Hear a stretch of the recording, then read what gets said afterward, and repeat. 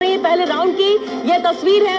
उधर सीताराम अग्रवाल दूसरे नंबर पर है, लेकिन विद्याधर नगर सीट से आगे इलेक्शन को कवर किया है। वही खबर आ गई विद्याधर नगर से, बड़ी खबर है। और बड़ी खबर दरअसल वही जिसका जिक्र हम कर रहे हैं। बीजेपी प्रत्याशी दिया कुमारी पहले राउंड में आगे चल रही हैं और करीब 1000 मतों से आगे चल रही है। लेकिन योगेश जी, कई इलेक्शन हम कवर कर चुके हैं राजस्थान में, ऐसी स्थिति हमने अमूमन देखी नहीं की। लगभग 1 घंटा हो गया और 100 के आसपास रुझान में कोई नजर ही नहीं आ रहा। ये बात सही है, बिल्कुल।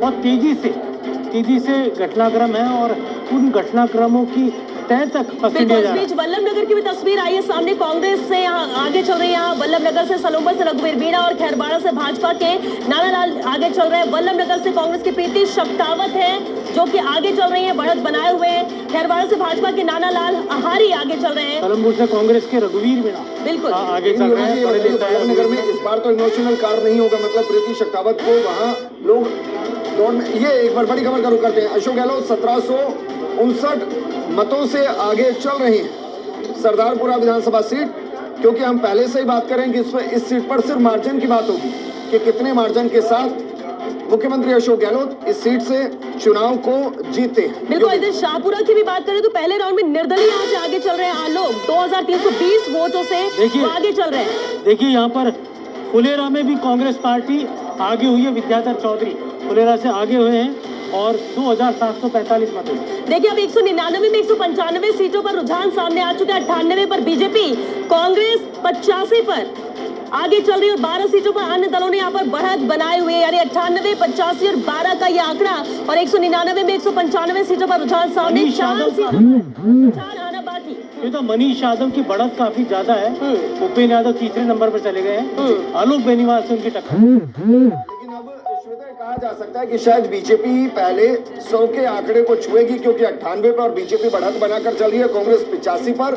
और अगर अन्य की बात की जाए तो 12 सीटों पर अन्य दलों ने बढ़त बनाई है, यानी कि मानकर चलिए कि शायद बीजेपी पहले 100 के आंकड़े को छुएगी। हालांकि जैसे जैसे वक्त बीतेगा, जैसे जैसे ईवीएम खुलेंगी, उस हिसाब से इन आंकड़ों में काफी बदलाव होता हुआ दिखाई जरूर देता है। लेकिन कई बार ज्यादातर देखा गया कि जैसे रुझान होते हैं लगभग उसी के आसपास परिणाम होते हैं विजेंद्र।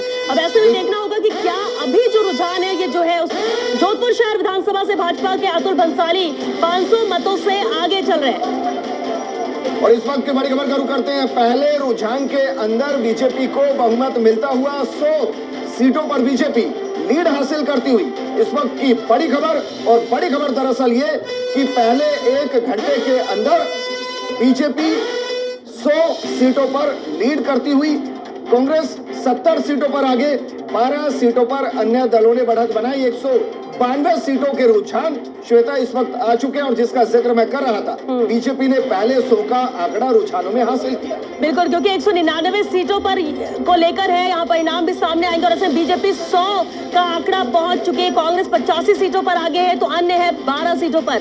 हालांकि अब थोड़ा बहुत ही उलटफेर होना यहाँ पर नजर आता है। 199 में 197 सीटों पर रुझान सामने और 197 सीटों पर जो रुझान है उसमें 100 सीटों पर आगे चल रही है बीजेपी। कांग्रेस 85 सीटों पर आगे है तो वही अन्य है 12 पर।